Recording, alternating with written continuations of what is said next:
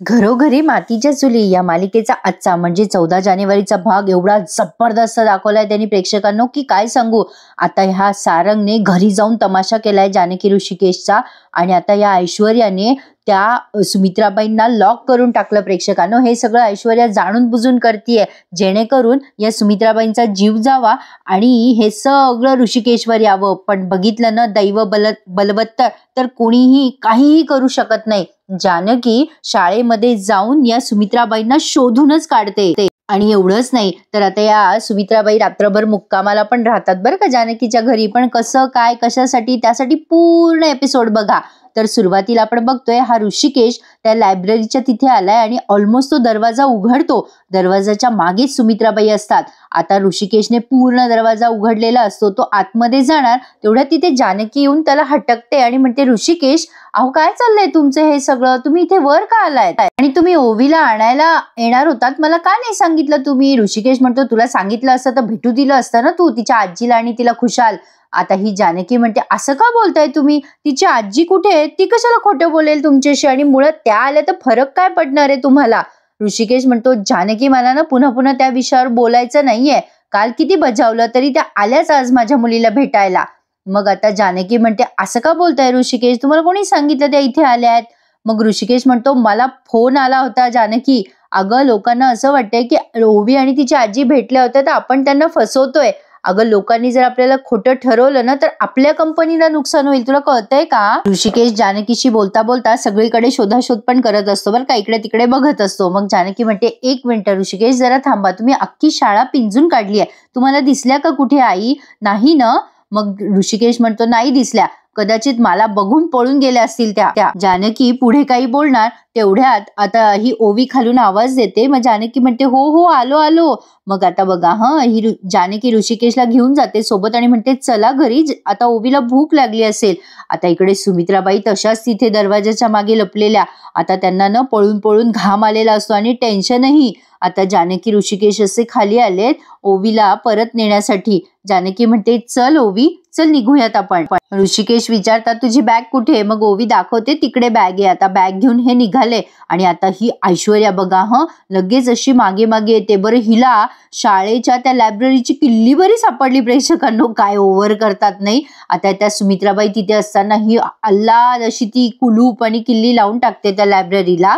Actually त्या लायब्ररीच्या हॉलच्या बाजूलाच किल्ली आहे हे त्यांनी पुढच्या सीन मध्ये दाखवलं। मग ऐश्वर्याने तीच किल्ली अशी अल्लाद घेतलीये आणि लॉक लावून टाकलंय कोणाचं लक्ष नसताना। आतमध्ये या सुमित्राबाई टेन्शन मध्ये असतात, जरा रिलॅक्स होत असतात, त्या ऋषिकेश गेला की नाही याची खात्री करायसाठी। पण तोपर्यंत ऐश्वर्याने घात केला त्या सुमित्राबाईंचा। ऐश्वर्या कपटीपणाने मनात म्हणते अगं सुमित्रा रणदिवे शाळेचा आनंद घे, आता घरात मास्तरीण बाई बनतेस ना, आता पुढचे 2 दिवस या खोलीतच बसून राहा, 2 दिवस आता शाळेला सुट्टी आहे, एन्जॉय द डे। आता जेव्हा सुट्टी संपेल आणि शाळा उघडेल तेव्हा तुझा या जगातून सेंड ऑफ झालेला असेल, असं म्हणून तिने अक्षरशः त्या लायब्ररीची किल्ली स्वतःच्या पर्समध्ये टाकून दिली आहे प्रेक्षकांनो आणि ऐश्वर्या तिथून पसार झाली आहे। आणि बघा प्रेक्षकांनो कमालेने कपटीपणाची।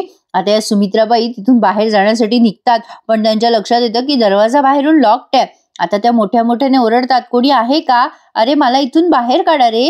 पण त्यांचा आवाज कोणापर्यंत जात नाही कारण तोपर्यंत जानकी आणि ऋषिकेश शाळेच्या बाहेर आलेले असतात आणि सिक्युरिटी गार्ड सुद्धा गेट लावून निघून गेलेला असतो। अरे देवा, आता ह्या सुमित्राबाई खूप आरडाओरडा करतात कोणी आहे का, अरे देवा मी इथे लॉक झाले की काय, म्हणजे आता उद्या शाळा उघडल्यावर मला इथून बाहेर जाता येईल का।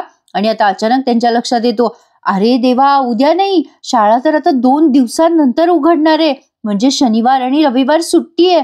अरे माझ्या कर्मा, आता मी काय करू, म्हणजे मी काय 2 दिवस इथेच अडकून राहणार आहे का, बाप रे, नाही नाही नाही, काही झालं तरी मी इथून सुटली पाहिजे। सुमित्राबाईंची खूपच अवस्था बेकार झाली आहे प्रेक्षकांनो, त्यांना आता गरगरायला लागतं। पण काहीतरी नशीब, त्यांना एका मुलीची वॉटर बॅग सापडते आणि त्या पाणी पितात।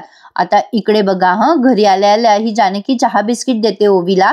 मग आता हा ऋषिकेश ओवीला खूप प्रेमाने विचारतो की अगं ओवी हे बघ बेटा घाबरू नकोस तू, मला खरं खरं सांग बरं, आजी तुला बघायला आली होती का शाळेत। पण आता ओवी काहीच बोलत नाही, ओवी अगदी चुप्प बसली आहे तिच्या बाबासमोर। आता ऋषिकेश पुन्हा विचारतो ओवी, अगं कशाला घाबरतेस तू? मी काही चिडत नाहीये तुझ्यावर आणि चिडून विचारत पण नाहीये. तुझी चूक नाहीच आहे ना बाळा. तू सांग बरं मला, शाळेत गेली होतीस ना तू? सांग, तुझी आजी आली का? आता जानकी त्या ओवीला जवळ घेते, ओवी लागते रडायला. तेव्हा जानकी म्हणते, असं काय करताय ऋषिकेश? ती घाबरतीये ना? असं का करताय? अहो ओवी घाबरतीये. एखाद्या गुन्ह्याची तपासणी करण्यासारखं धागेदोरे काय तपासताय? ती लहान मुलगी आहे हे समजत नाहीये का तुम्हाला? आणि ती म्हणते ना की ती भेटली नाहीये तिच्या आजीला. नसेल भेटली मग ती का खोटं बोलेल आपल्याशी? पण पाहिलं का प्रेक्षकांनो, जानकी कळत नकळतपणे ओवीला खूप प्रतिसाद देते खोटं बोलण्यासाठी. आता जानकी म्हणते, पुढे बघा काय बोलते, ती भेटली असेल तर काय चुकलं असेल ओवीचं? त्या काही शत्रू आहेत का ओवीच्या? मग आता ऋषिकेश म्हणतो, अगं शत्रू मित्राचा प्रश्न नाहीये, तिला कळत नाही अजून तिचे मित्र कोण आहे आणि शत्रूच्या वेशात मित्राच्या वेशात तिचे जवळचे कोण आहे. अगं तुला कळतं का ग? अगं त्या रणदिवे फॅमिलीचा काही नेम नाहीये, ते काहीही करू शकतील. आता लगेच जानकी म्हणते, काय म्हणालात तुम्ही? स्पष्ट बोला ऋषिकेश. ऋषिकेश म्हणतो, बोलतो ना, सगळं स्पष्ट बोलतो तुला. ओवीच्या आजीबद्दल बोलत नाही मी, पण मला सांग सारंग आणि ऐश्वर्याचं काय? अगं ते खूप चांगले आहेत असं वाटतं का तुला? काय ग जानकी, तुला कळत कसं नाही? अगं जानकी, मला ओवी शाळेत असताना कसं काय फोन आला त्या माणसाचा की ओवी आणि तिची आजी भेटल्या म्हणून? अगं शाळेत ओवी आणि तिची आजी भेटल्या हे त्या माणसाला कसं काय कळलं असेल? तू सांग मला. अगं माझी खात्री आहे हा सगळा मोठा प्लॅन आहे काहीतरी. जानकी, अगं त्या फोनवर किती कॉल केले मी पुन्हा पुन्हा, पण फोन लागतच नव्हता. मला फक्त एकदा कळू दे की तो फोन कोणी केला होता, मग बघ मी कसा उलगडा करतो या प्लॅनचा. माझ्या फॅमिलीला प्रोटेक्ट करणं माझी जबाबदारी आहे, मी ती जबाबदारी पार पाडणारच. असं म्हणून ऋषिकेश निघून जातात. पण आता इकडे बघा, जानकीलाही टेन्शन आलंय आणि सुमित्राबाईंना टेन्शन आलंय खूप जास्ती. त्या विचार करतात, नाही नाही काही झालं तरी मला इथून बाहेर जायलाच हवं. त्या आता मोठ्या मोठ्याने दरवाजा बडवत असतात, उघडा दरवाजा उघडा, पण कोणी दरवाजा उघडायला तयार नाहीये. सुमित्राबाई रडत असतात, देवी आई माझी अशी परीक्षा बघू नको ग, कोणाला तरी मदतीला पाठव ग. आणि त्या वेड्यासारख्या इकडे तिकडे त्या हॉलमध्ये फिरत असतात.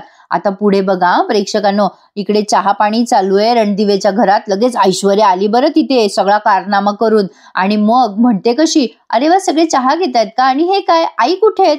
आता मुद्दाम विचारते, अजून आल्या नाही का आई? मग आजी म्हणतात, अगं तुझ्यासोबत होती ना सुमित्रा, सकाळी तुम्ही मॉर्निंग वॉकला गेला होता ना दोघी. मग आता तिथे अवंतिका पण चहाच पिते. सगळेजण मस्त बसलेत नाश्ता करायला.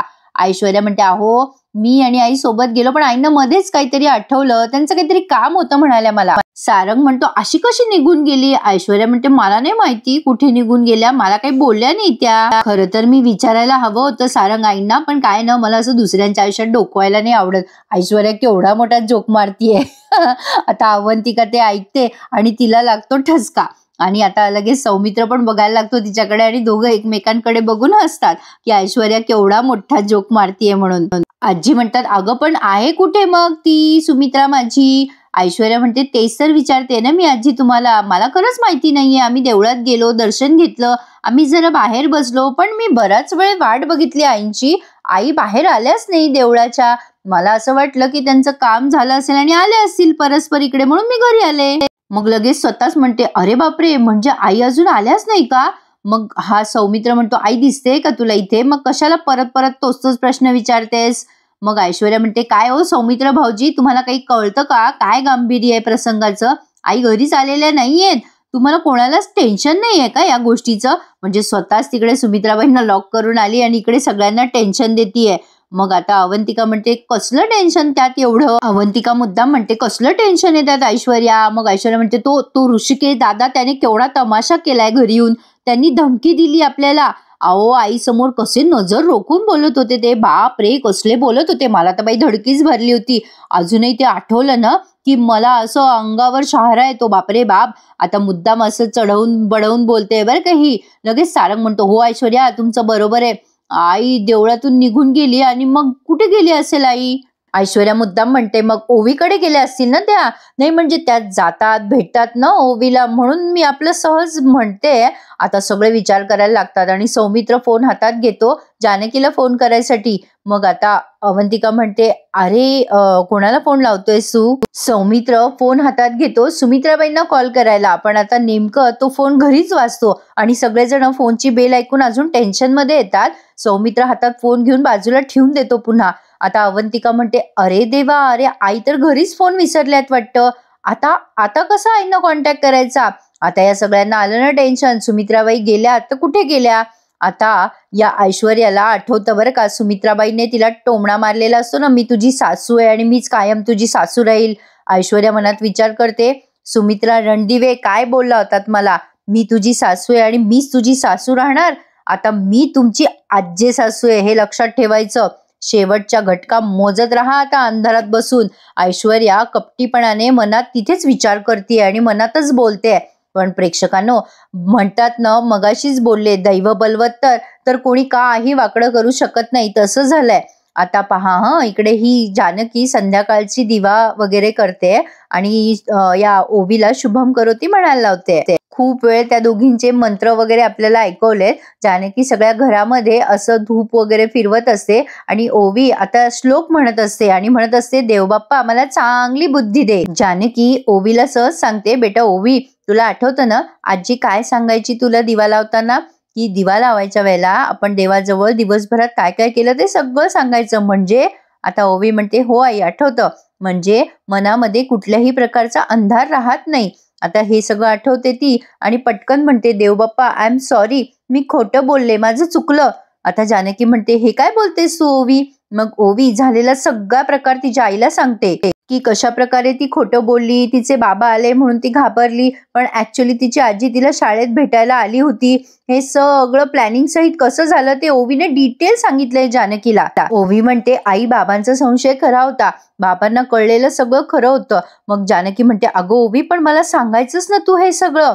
ओवी म्हणते, आई कसं सांगणार? अगं आम्ही म्हणजे मी आणि आजी बोलत होतो तेव्हा बाबा तिथे आले आणि आजी पटकन निघून गेली. आजी कुठे गेली, कधी गेली मला समजलंच नाही. आणि बाबा तू आल्यानंतर खूप चिडले होते, मी घाबरले ग, माझी हिंमतच होत नव्हती काही बोलायची. जानकी म्हणते, पण काय ग, बाबांनी तुम्हा दोघींना पाहिलं का? काय म्हणाले बाबा? ओवी म्हणते, नाही बघितलं बाबाने मला, पण बाबाने आजीला बघायच्या आतच आजी निघून गेली होती.